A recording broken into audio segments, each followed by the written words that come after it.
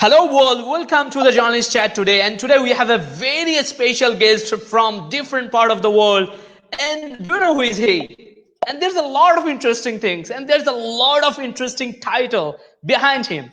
They are the person who are right now covering the crisis, and they are the people who are making the history and phenomena. He's one of the phenomena, and he's a pioneer of the visual storytelling, and he is an independent filmmaker. So please welcome our guest tonight. Hi Rahul, how are you? Hi, how are you? And thanks for inviting me to your amazing show. I heard a lot of really good things about you and your work, so I'm really happy to be here chatting with you.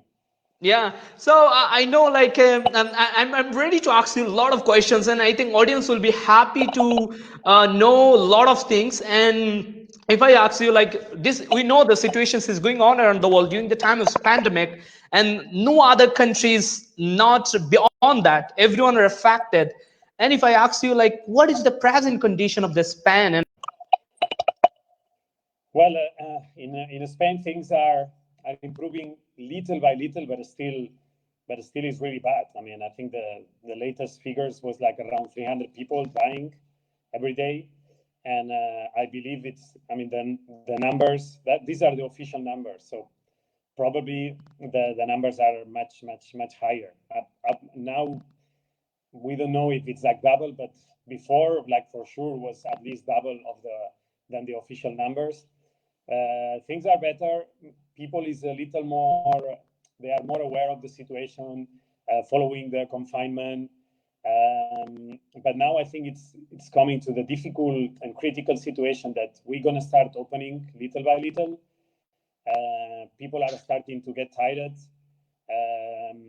There is this message in the media from the governments like, things are better, things are better. When are better, but that don't mean that they're good. Still is bad. So it's this dangerous moment that the people are tired. The economy is so bad. So people are keen to go back to work, but the virus is still out there. So it's easy now. I can imagine there is a danger that people put down their guard, put down the guard, like, and they are not enough careful. I think things can improve if we do this confinement, like, people being very careful, very aware, with the proper protocols of using mask, taking care of washing the hands, keeping the distance. But if there is not a real proper protocol and people are not aware, I'm worried that virus, the people getting the virus is going to go up again, and that's a very worrying and scary situation now. Can you hear me? Oh.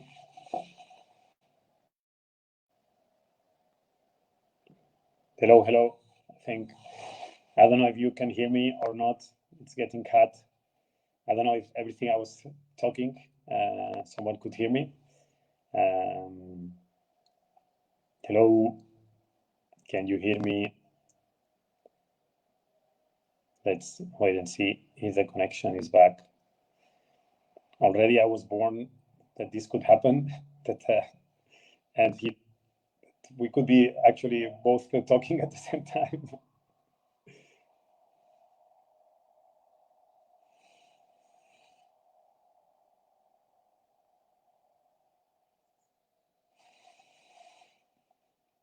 Let's wait a little if he's coming back. Okay, I think he's coming back. yeah, I think so there's a problem. Yeah, you are back. So the audience, there is a problem of. Yeah, you can see me. There's a problem of the electricity. I think so. Oh my God. Yeah, but the show must go on. The show must go on.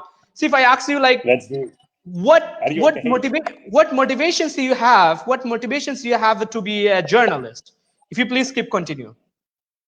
Well, the motivations. Well, when I was a kid, I always wanted to be a journalist too, because I believe that we could bring something. I believe we could bring something as a journalist. I believe that could be useful somehow. I had this very romantic ideal of how journalism, like, could be useful to to show the truth, to bring the reality of countries and places where people didn't have the voice.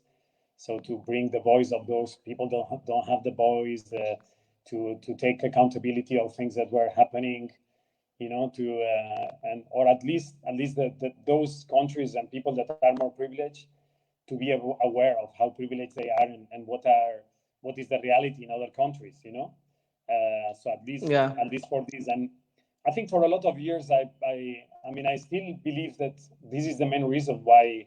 I never want to do this job, neither to make money, neither to be famous, neither, because especially now you don't make much money as a journalist,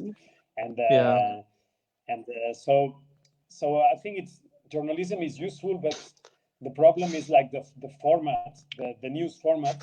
At some point, I believe that the way how the mainstream media is covering the news was not helping to improve or change things, was actually contributing that nothing changed, that things continue in the same way, that we get used to see these horrible scenes of war, hunger, poverty, but then those that are more privileged, then when they watch this, like, we get used and what can we do? Now we are more aware, but the style how the traditional news are told are not. There is a lack of emotional component. We get used, we get numb to see these stories, and then when we reached that point, I felt that media was not useful for the purpose that the reason why I wanted to be a journalist. And that's probably the reason I've been always so obsessed with storytelling. Yeah, I think this is amazing. So for the audience, if I want to show the few picture of like who are you, like, I think the audience will be super happy. So can you see the one of the picture? This is a picture of you, like, and this is I think the Rohingya crisis. yeah. Just you can see, and then you can explain, like. Well, the picture before, this is in Palestine. The picture before, that was the silhouette, was covering the Rohingya crisis, was a picture was taken by Gamunu. It's a really good photographer from AP. That was we worked together a lot in Myanmar, and previously in Sri Lanka, and but so as I was saying, this is another picture. This is another picture, kind of a funny picture that you should not put these pictures. That was like. But no. That's what I was from Gamun. This is another picture. If you talk about this picture. Well, that's I was doing a documentary for Channel News Asia about Thailand, and like always when you go to these places, always the kids come and they are curious for the camera. So I always felt, look, it's an opportunity for a kid that might not have the chance to see and test and try the cameras. I always give the chance. Wow, this is a huge privilege. This is another picture. Can you share with me, like, where it was? Yeah, this was actually doing an embed in Afghanistan with the U.S. Marine Forces in Helmand province. So here we were in an operation that it lasted like 12 hours, where there was a lot of fighting.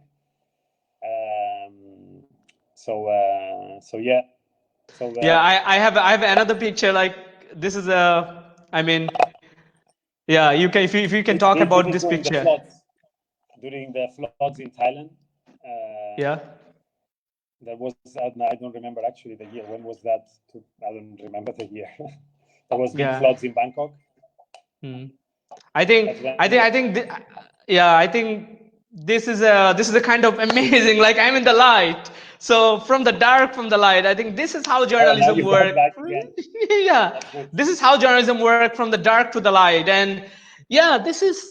How do you work in the war field? What best experience and worst experience you have? If you share with our audience. So, audience, he's the person like who has an amazing experience. I think you will be happy to know that. And if you please share with us about what worst experience you have. Well, I think that when you go to cover war, that's what you're gonna find war. I never actually like those journalists that like to cover the war, then to tell stories about, oh, I was in the war, or to write books about, oh, I was myself in the war. I think this is part of the job. This is like, if you go to cover war, so you will have close calls, you will be in danger, you will have bad experiences, you will be, oh, that day maybe I was very close to die, or something happened, or I saw something very sad. This is part of the job when you go to cover the war. It's like if you are a doctor, so you're gonna also encounter this really extreme in an emergency room. You're gonna encounter these terrible situations, stress. So it's the same. It's part of the job. I never see a nurse or a doctor in emergency room writing a book about, oh, how difficult was my job in the emergency room. So I of course there is a lot of stories that I can tell, but I always think it's part of the job, and I always feel that I've been very lucky a lot of times, in a lot of situations. I got a scare in a lot of times. A lot of times I was like, oh my God, why I'm doing this job, why I'm here, and maybe I can die, but this is the job that you do when you go to the war, and also covering the war don't means that you have to be all the time in the front line. There is a lot of different stories that you can cover in the war zones, that are important too. Of course, it's important to cover the front line, but there is the second line, the families, I don't know, there is the refugees. There is so many important stories. No, it's not only has to be all action. Even of course at the beginning when you do this job, always it's very attractive. There is to show this. When the images are very impactful, but at the same time, anyone can do this kind of like. Anyone a little crazy or not very aware can do these things. You don't have to be. Even now, like when you go to the war zones, there is the same. The like people that are fighting, they put themselves a GoPro or they record themselves with mobile phones. So a few years ago, maybe it was very special to do this, but now it's like I don't know. A lot of people is doing this. Yeah, I think this is important right now. Like right now, people are covering the war even with the digital, with new media. Even so, like somebody covering the. I know that somebody who were covering even the Afghanistan issues with the single mobile phone, iPhone. So that's also the thing is to happen. So I just asked one of the things like. I mean, I wanted to be a journalist. Like I don't want to say like, okay, try to cover the war. I mean, nobody expected something going to happen around the world, but it was fascination to cover the war. So how do you cover the war? So there's a both of the party, like there's the enemy, like so there's one group and there's another groups, and both of the people are like, I mean, the clash in between. And when you choose, like, okay, you have to go to this way or another way. So what kind of decision you take that time? Like what kind of things you all the time keep in your mind when you cover this? Honestly, first, like when I was working with the P, I did a lot of conflict and a lot of war, but also I did other news, like not only just war, but I did a lot of conflict.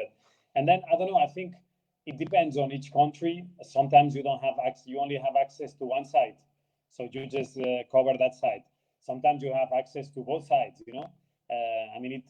It can change so much depending on the country. For example, in Afghanistan, it's very difficult to go embed with the Taliban. It's very, very difficult. Very few journalists manage to do it, and I could not do it. And then so our only chance was to go with the coalition like forces. With the US, with the British, with whatever, Afghan forces, and then you can talk with the civilians or. But yeah, it depends on the country. Probably is whatever you are able to do. That's what you do. So if you can cover both sides, of course you try to cover both sides. But now I think it's getting more and more difficult because now everybody's aware of the power of the image or the power of the media, and so now I think all countries, all sides are trying to control the narration of the war, and there is more and more censorship, more control, more press officials, more.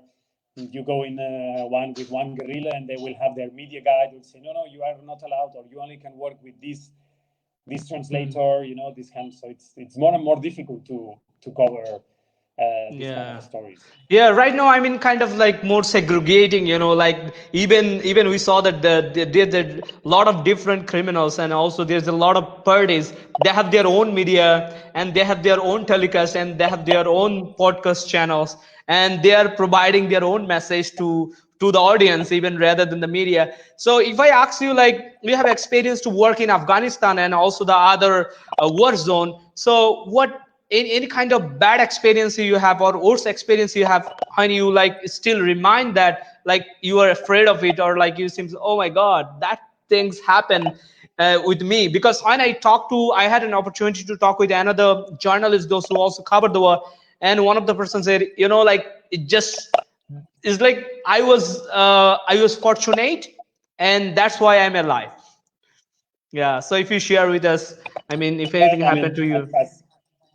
For me, always the worst is when you see civilians suffering, and when you see kids suffering or kids dying, and then when you see the relatives of the person that died. I think when you cover wars, you get used to see that people, these kind of things. But for me, the worst is when you see the relatives of that person that died, or the kids, when you see them crying and suffering. That's when it's very touching and very sad.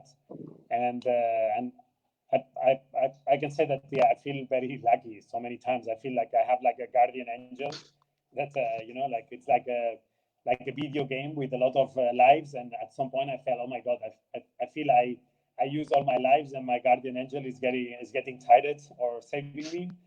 But yeah, it's what I said before. There is so many situations that you feel, oh my god, I was so lucky, and I was so fortunate, or like to be alive. And but I don't feel. I see it as a part of the job. It's like if you want to go fishing, you will get wet. So if you want to cover the war, you will take risks. So yeah, I think all the journalists that cover war, and they try to cover war properly, sooner or later you're gonna have one of these close calls that we say, but look, this is. I always say you have to. Always you go to these places, like you have to be worried for the worst, but hope for the best. Yeah. And it's normal. Maybe it's my character. Of course, I see people that they have a close call, that they maybe died or they have a bad experience, and it affects them a lot.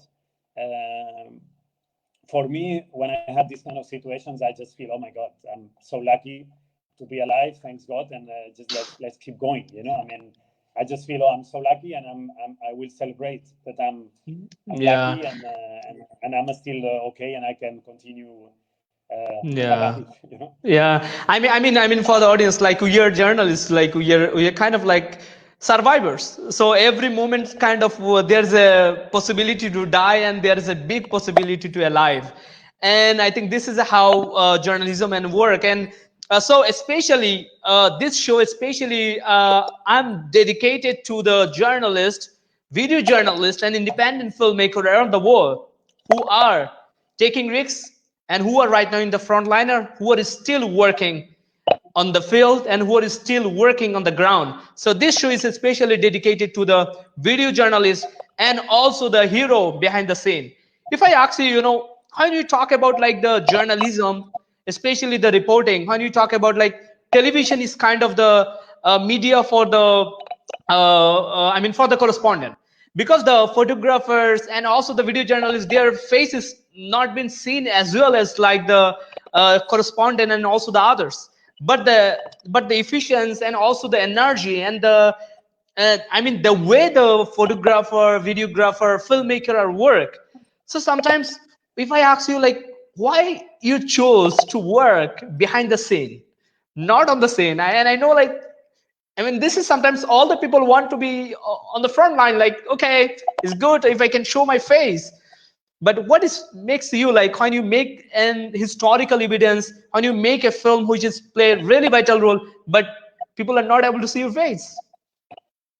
Well, once a friend of mine told me, "Oh, you are a good journalist that know how to film, that know how to use the camera. You know how to use video media." So I don't know. I mean, for me, it's like I studied journalism and I like photo. I was also at the beginning being a reporter on camera, and I was using also the camera behind the scene. And I just felt that for me, the best way to tell the story was using the camera. And then as a video journalist, you know, so sometimes working as a team with also like we were doing AP with text, with photo. But for me, the best way to tell the story, I mean, I love photo, you know, and a lot of times I got very conflicted to, oh, maybe I should be a photojournalist, you know. But then I felt like that with video, you have more tools to tell the story, to transfer emotion, to transfer to information, to show what's happening. So that's why I showed this, you know. I mean, I never did this to be famous or to be on camera or for the awards. And I think I think in this profession, like everywhere, like all the professions, there is people that they do it to be famous, to have a lot of followers in social media, you know, like and but this happened also with the photographers, you know. Sometimes photographers, when they work, they are obsessed with the name, you know, with the name, who signed this photo with the name, you know, and actually, like I would say, 90% of the people that look at photos and news, they don't check who put the photo, you know. Only photographers look who is the person that make the photo. And what I enjoy a lot working in AP because it was totally anonymous job, you know. When I was working as a BJ there, it was totally anonymous. I mean, of course, it's always nice or would be nice to be more recognized or to sign, you know, the put the name and all these things. But for example, when you work for a broadcast, there is so many egos, you know, and egos for the person in front of the camera. Put my name here, put my name there. It's and I don't know, but that I don't know. It's each person choose to do this job for whatever reason. Some people do it for to be famous. Some people do it to because they like to travel. Some people they do it because they like to tell what is actually happening. I don't know. Sometimes some people there is a little of everything of this, you know. Yeah, I mean, for the audience, you know, like most of the times, audience only they recognize the person who were hosting the who were on the front line and who were on the face. So I think this is also the important to recognize the story of photographers and videographers, because those who are working and dedicating, they don't have that much ego. So I mean, there's a lot of debate on different kind of matter of the signature and also the other things. So one of the filmmaker, he's an independent filmmaker and videographer. He's from USA and he's a very good dude of mine, like Samuel. He said matching hairstyles, and it's amazing. And another young journalist from Bangladesh, and he's the president of Bangladesh.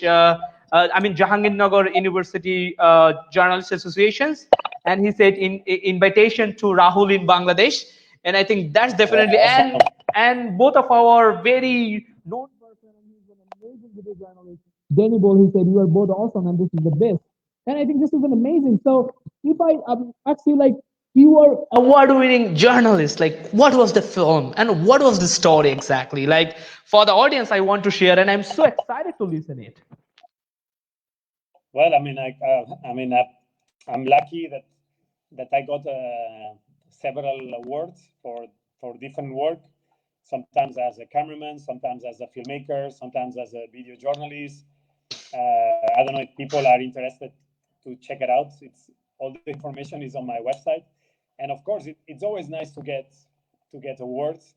But at the same time, I always remind people like, look, every year they give an award to one person, you know. So there is a lot of really good journalists, photographers out there, you know, and also there is a lot of really good that they don't have the chance to apply to the award, or they don't even know that that award exists, or because they work for local media, they don't have the access or the possibilities to apply to these big international awards.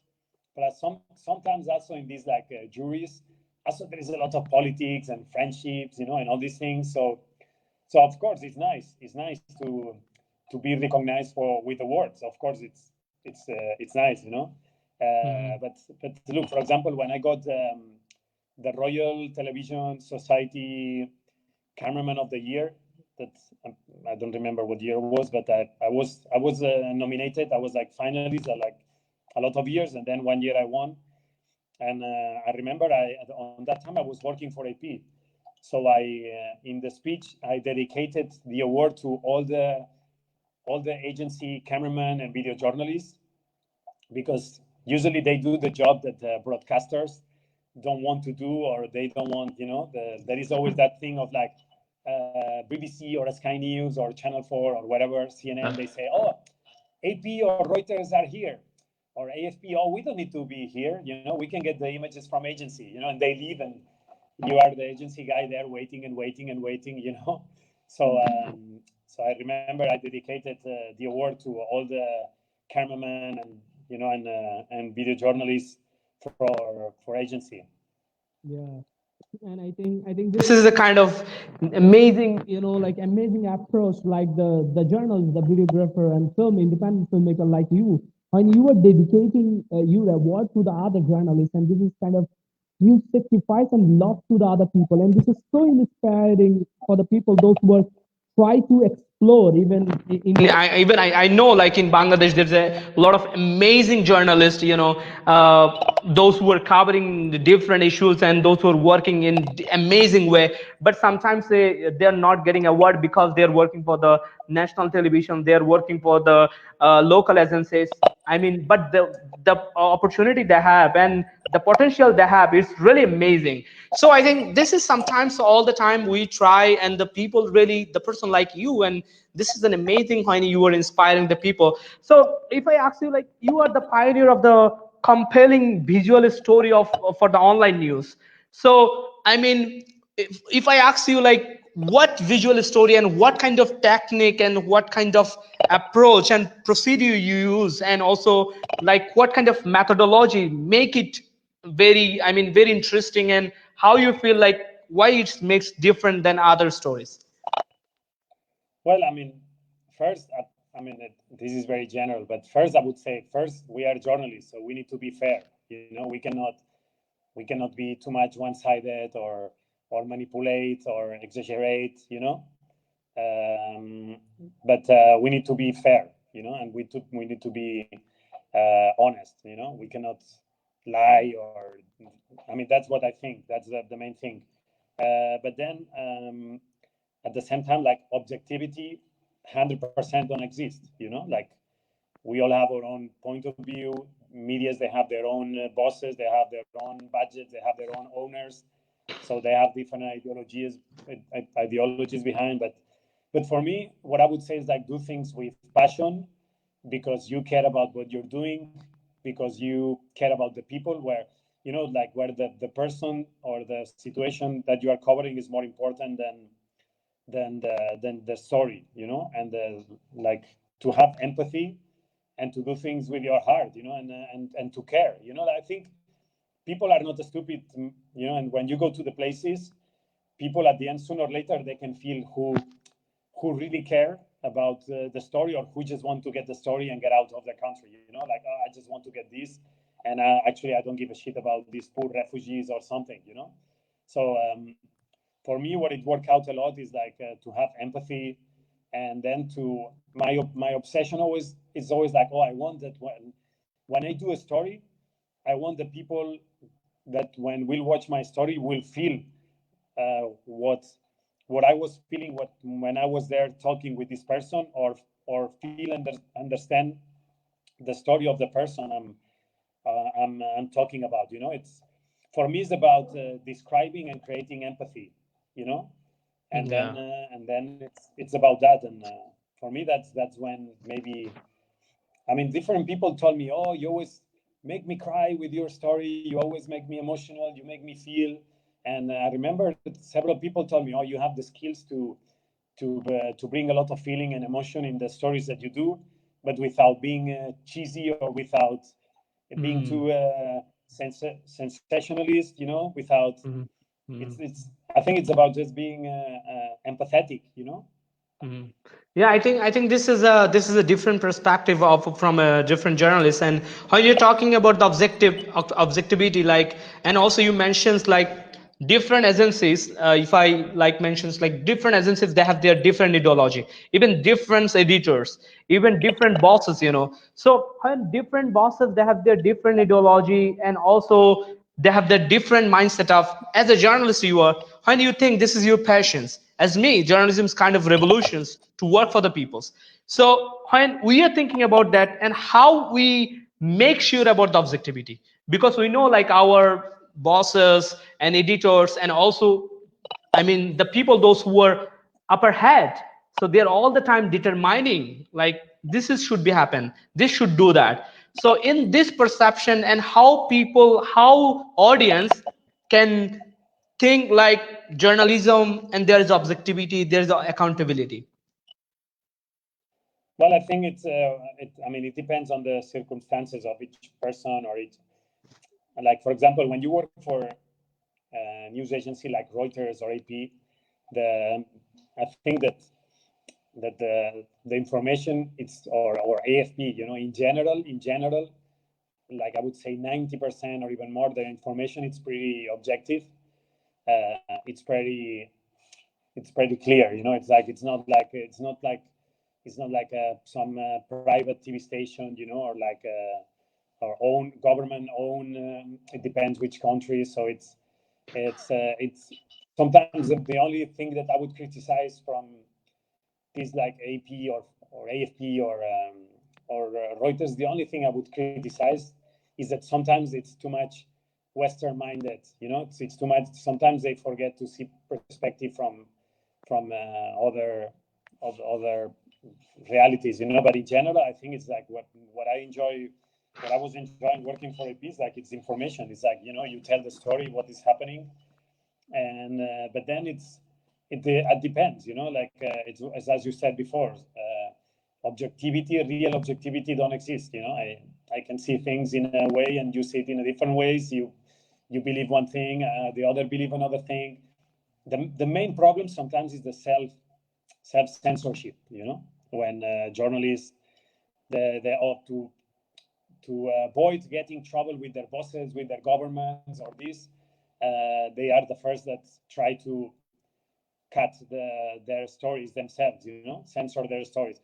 But of course, if you live in China and or in certain countries, I understand. Because you can go to jail or they can kill you.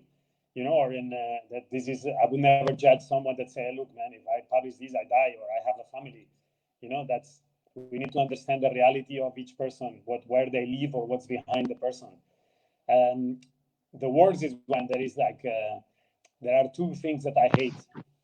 When journalists, they manipulate or they exaggerate or they transform the reality for their personal, to gain self-importance, to, when, I don't know, when people put images of war and they put fake sound of bullets, that was a very old trick, or someone put more, make Photoshop and transform too much, the put more fire or put more, these kind of things. Or when people exaggerate to make it a better and bigger story, that's very sad and very lame, because that's at the end is just about ego and insecurities and whatever.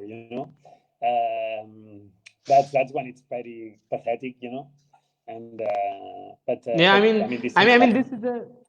this is a kind of so pathetic, like when this kind of things happen, even you share. But I can also share one of my experience, like if you allow me, like I work with one of the person like Todd Bateman's. Still, I remember it was like one of the story which we interview like 1 month, like cross checking, and every times go and try to find out and try to cross check the stories. And I think this is kind of really amazing, like, and we love to do the telling the stories, like, and people believe us, people trust us to do. And I think this is a way how the world journalism works. If I ask you something, right now the world are talking about, there's a lot of change going to happen in the media. Even we saw that last 10 years, like digital production is right now in the front line. Even a lot of televisions, they started the digital productions. And so you and me, like, there's a lot of journalists who love to work in the field, but you are in right now inside at the home. So, and I know, like, you cover the COVID-19 pandemic. So what will be the situation, and what change coming for the journalists? But first off, I want to say that just what about you were saying, like, I mean, I work with Todd. He's like awesome writer. And but one of the great things that I loved that I was working when I was working in AP is the fact check. You know, like, Yeah. you don't publish the story until you really check the facts of what you are putting out there, and that in some countries or journalists or media, they don't do it, and that's a big problem, especially now with social media, with WhatsApp, with Twitter, that a lot of information goes out there without really properly being checked. You know. Yeah. And that's pretty important. And then about what you were saying is, I don't know. I think we are all still adjusting. You know, like, I mean, big part of my job as a video journalist and filmmaker is to travel. You know, and now so far I'm stuck in Spain. You know, and I did I did a couple of stories for the Washington Post and one short film for Al Jazeera, and then it's limited, the amount of stories that I can do in my country. You know, like, at some point, like, the focus of the story started in China, Asia, then it moved to Italy, then it was in Spain. That is when I did the 2 stories for the Washington Post. They were very interested, but then as soon as the focus of the story goes to the US, you know, now it's kind of like the worst place with the COVID-19. Then the international media is not so interested or not interested in what is happening in Spain, you know. Yeah. So we have to adjust and see. And I mean, as you see when you look now, a lot of the TV stations and newspapers, online newspapers, they are using like what we are using now. Everybody's using now Zoom, Skype. Everybody's doing these interviews online, using a lot of the mobile phone footage, mobile phone video.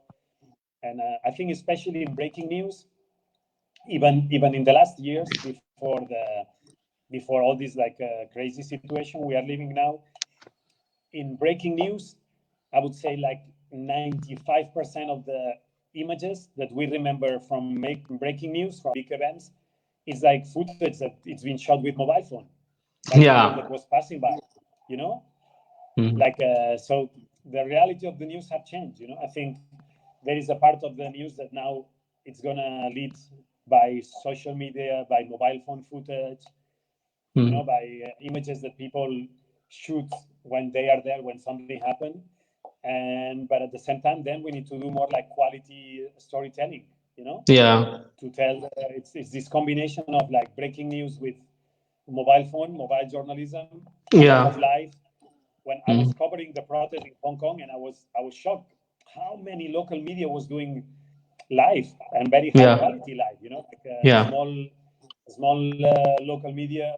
They had always like 3-4 people doing live in different locations, even at the same place, and they were covering the story even better than international media, you know. So things are changing, and it's sometimes part of adjusting is like to adapt, to understand, like, hey, look, the media world is changing. There is like better, or there is new possibilities or things that we just need to adapt. And also sometimes it's about like pride, and like for so many years there was different styles of doing news. And some people, some media, the Western world thought, look, we are the best doing these things, you know, we are, and these have changed, you know. I mean, before they always sent, we were joking with different journalists, like from everywhere, like always they send, like, we call the white skin guy, you know, the Western guy has to be everywhere. And now because of budget, or because also because of the like let's say 20 years ago, it's true that in a lot of developing countries there was neither the technology, neither the knowledge to cover stories, you know. But now, in a lot of even the very poor countries, even the most poor refugee camp, there is a guy with a good camera, good mobile phone that can do it and can learn and has the knowledge and can do it, you know.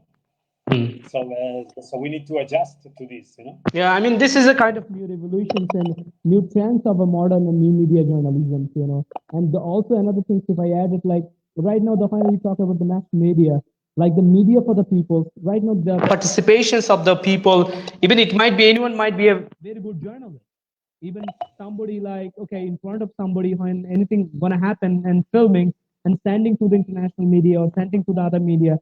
And in that perspective, like it is like when anyone choose like and it's feel okay, this is a good footage and they're making it as a breaking and like that person might be a journalist in this way. If I ask you something different, like even during the time of COVID-19 when the world are facing a problem and we saw that and one of the journalists was my show and she was from Romania and she's working for Romanian media and she has been working for a long time with the minority rights and also the refugees. So she was talking about still the journalists are not safe and there's a still the friends and enemy time is going on. And so who actually care about the security of the journalist? What about the security of the journalist? I mean, who will take care of that? Or journalists should do the in independent way? Well, I mean, it's that's a tough question, you know, because we being a freelance journalist now more and more it's more and more difficult, you know, especially about covering breaking news. For as a photographer, as a writer, as a video journalist, it's very difficult to survive. You know, just doing breaking news. It's very tough. I don't know. Honestly, I mean, it's always better to be. I mean, some years ago was good, I think, to be a freelance journalist when there was not economic crisis and there was money to hire people and to do things. But now the reality changed. So I don't know. We need to learn. We need to adjust to the new reality. I mean, it's now it's funny. Like a YouTuber, one person alone with their mobile phone or laptop can have more audience than the whole broadcast. You know, like BBC. One person, one YouTuber can have more audience. You know. So and then maybe this person can make more money than it would be hired by BBC or CNN, you know. But also to be on your own, it's more tough and more difficult, you know. Especially now with this crisis that it's affecting like all the business. It's difficult. It's difficult to see which way, and also I think governments are more and more controlling the information, are trying to control more the media, are trying to put more pressure, are trying to buy the media, putting at least here in Spain it happened a lot. Like governments and big corporations are buying the media just with advertisement. You know. So I mean, so I put this money is into a advertisements and complain. So I think the best way to be would be to create independent journalism with subscription. But this is people also are getting used to get the information for free. So people are gonna be willing and happy to pay a subscription to have proper journalism. Some formulas in some countries works, in some countries don't works. You know. Yeah, I mean, this is a like time of independent journalism. Like even, you see, I was following the one of the blogger and also he's a kind of journalist like Nev Daily. Suppose he is one of the person who make the very short videos, but he has a huge follower, and also different thing is like it's happening in Bangladesh. There's few YouTubers and who have like 3.5 million subscribers and 3 million subscribers, and so this is how independent journalism or independent thing is going on. So in this things, if I in this context, if I ask you like what will be the situations of independent journalists and freelance journalists? What about your suggestion for the independent and freelance journalists? Because right now we know like the situation is not good around the world, and as independent journalists all the time try to find out the work, try to get away from good pitch, and sometimes not interested. So what things you can share for the independent and freelance journalists? Well, as I said before, it's very tough times. We need to adjust. We need to, but I think also it's going to be very difficult, because, but at the same time, in these situations, it's when also, if we have an open mind, maybe it can come out an opportunity, like for example, now there is so much overload of information of COVID-19. Yeah. But at the same time, the information, it's a lot of times is so terrible, it's been so much misinformation since the beginning of the crisis. It's been like, oh, it's just a flu. I know, now it's this, or now people can get immunity. I know, actually, no, there is no immunity. Now there is a vaccine soon. Oh, actually, it's going to take, or maybe we are not going to have a vaccine ever. That the information is really terrible. There's a lot of experts everywhere that actually are experts of everything and nothing, So I always think that people are tired, people are bored of this kind of information. So maybe it's time to think about maybe on these opportunities. Maybe there is a chance to create something, But at the same time, it's difficult because people don't have money. A lot of people are in a very tough economic situation. So it's not like people are willing to pay for a subscription. Yeah. And the big companies, when there is crisis, one of the first things that the budget that they cut is in advertisement, Yeah. Communication. So I don't know. We need to see day by day, honestly. Yeah, I think, and we are hoping that like the situation is gonna be okay. And yeah, because in I was starting basically there is a report from the very beginning of the COVID-19 pandemic in USA. There's a lot of journalists who lose their job, and this is happening around the world. And how the industries are gonna change, and also like manipulating and a lot of even especially the journalists those who are working for the revolutions and for the patients, and sometimes the magazines are not interested because they need to do their own publicity and own publication. So for the real investigation, it sometimes is very tough. So yeah, and we are kind of end of the show. So if you say something to the audience, and if you also, I forgot to ask one of the questions. What are you ever been visited in Bangladesh? I mean, are you ever visited in Bangladesh? Yeah, I've been several times. I don't now remember exactly the years, but yeah, I've been once to cover floodings, the big floodings.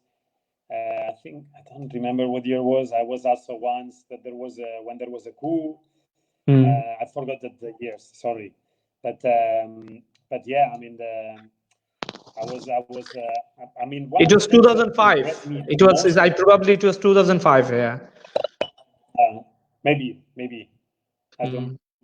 But one of the things that impressed me a lot about Bangladesh first was I saw a book of photojournalism, and I was impressed about the high quality of photographers, photojournalists. Like I was like, wow, there is a really good photojournalism there. And then also, of course, I was impressed about the poverty, like the situation in the slums, and how the slums were affected when there was flooding, and the situation of in the garment factories, like also all the brick factories and the pollution, like and the kids working, but and also like when I started to investigate about the story of Bangladesh was very interesting. Yeah. Yeah, I mean, what was the interesting? I'm very curious. Like, I mean, what tricks point like it makes you more interested? I mean, any kind of geopolitics or political conflict or everything from how it become independent, all the process, and yeah, it's because it's I mean, sometimes we don't know much, at least as a Westerner. I didn't know much about the history of all the countries of Asia, so it's always very interesting to see the struggle, the fight for the independence, That was was very interesting. And Yeah. but the people are super nice. I mean, Wow. it's this mix of you feel sad for the reality, the poverty, the different layers in society. You know, even this kind of caste system. Not so much even for families, but for power. You know, and but then also the people are amazing. Also, I mean, a friend of mine, very good photographer, Heidi Levin, was recently in Bangladesh doing a workshop of photojournalism, and she was telling me she was in love with the country and the people, and also about the quality of the video, like the photographers. No, it's amazing. Yeah, I think this is kind of amazing, and we lost one of the very amazing cinematographer. I mean, video journalist. His name is Mishuk Munir, and he died on an accident. And we have a very few amazing photographer and journalists, like if you know about the Shahidul Alam and also the Patshala. And the recent times covering the crisis, one of the journalists, like from the Reuters, Ponir Bhai, he also he's an amazing journalist, also award in Pulitzer, So in the Reuters team. So right now young generation are very fond of the independent films and also the short films and also the photography. And the one of the things I can share with you, like most of the time, this is also like the term of the other fact. Most of the time here is a lot of good stories, but they're not able to reach to the this time, and they're not able to reach in a perfect way. They're not able to reach get proper get line and proper get network to do the stories. And if I talk about the Bangladesh, there's a lot of, I mean, beyond the poverty, there's a lot of good things to do. Even the culture, even the biodiversity of the Bangladesh, even the political portrait of Bangladesh, and there's a lot of good things can do from here. And I think the people right now very interested, especially those who are coming in journalism, the young generation and coming from the middle class family and also the research family. They're doing amazing. And I think just need to one of the funny things I can share with you, like when I work with one of the international journalists, he was talking about, hey, like if 20 people die in Bangladesh, he will not be bragging. But if one people die in USA and also the other area, I mean, it will be bragging. I said, why? I don't know, like why it's so. This is kind of, and I think right now the communications is very easy communication in between. Like we can meet with each other, we can communicate with each other. The journalists like you, if you will come in Bangladesh, and it will be amazing, and we can share our knowledge and we can hear our each other's story. If you say something to my audience, it will be amazing. Well, I mean, it's now we are all in difficult times. I hope that this pandemic will make people in the West understand how people in other countries, the reality of other countries, how it is. Like the struggle of what you were saying, the struggle of the Bangladeshi people, for example.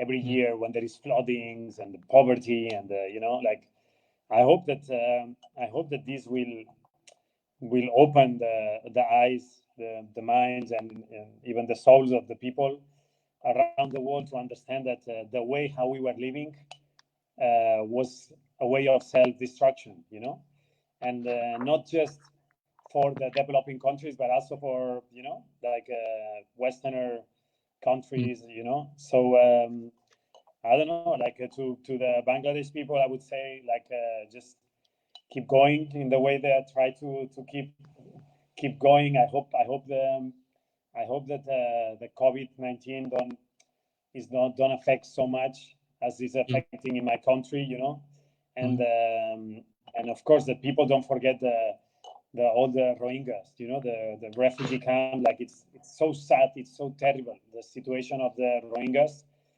It's so sad and it's so disappointing. How what happened in Myanmar, what happened with them, like how it's terrible. It's one of the worst things I covered, and that the people. I hope that they don't forget the Rohingya, because imagine if the COVID-19 enters in there, it's gonna be terrible. It's gonna be horrible. I don't know. I would say please don't forget the Rohingya, and try to help. I don't know how, but try to help, support, and don't forget about them.